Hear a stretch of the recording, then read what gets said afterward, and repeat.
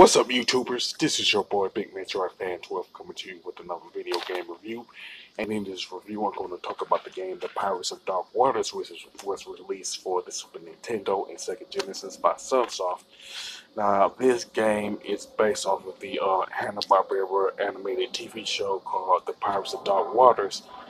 And this game is pretty much a beat 'em up and a hack and slash game, and the beat 'em up aspect of it is pretty similar to the Streets of Rage franchise and the Final Fight franchise and stuff like that. Now, the plot of the game is that Ren, Tula, and Isoi, I guess how you pronounce the name of the last character, they are on a mission to defeat Blue, who is a evil pirate and his army of pirates and stuff like that. Now, I'm not like 100% sure if this particular game is based off of one of the episodes of the cartoon show, but one of the major differences, I guess the only difference between the Super Nintendo version and the Sega Genesis version is that the Genesis version has pretty much RPG elements in terms of like leveling up stuff like that. You know what I'm saying? Now,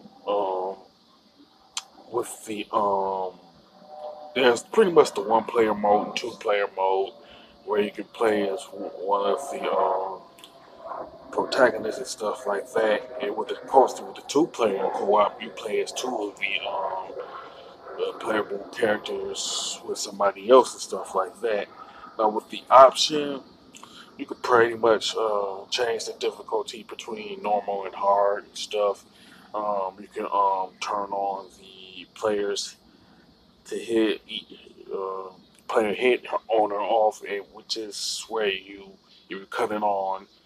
Um, you as and the other player can hit each other in the two-player co-ops, but I don't think most people would cut that on anyway. You know what I'm saying? So I don't see the point of having it in the options anyway. But you also can listen to the soundtrack and change the audio to either mono or stereo and stuff. Now the stages pretty much consist of Dragon Maw, a Tiny Palace, Pandawa, and Honduras.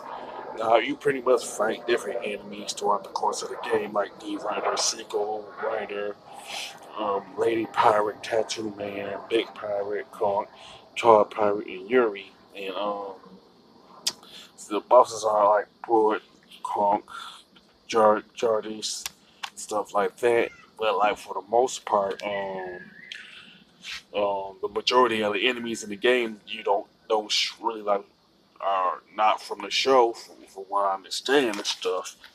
Now, pretty much the items in the game you can get are a white bag for points, a melon and steak for helps for health, and pretty much one ups. You know what I'm saying?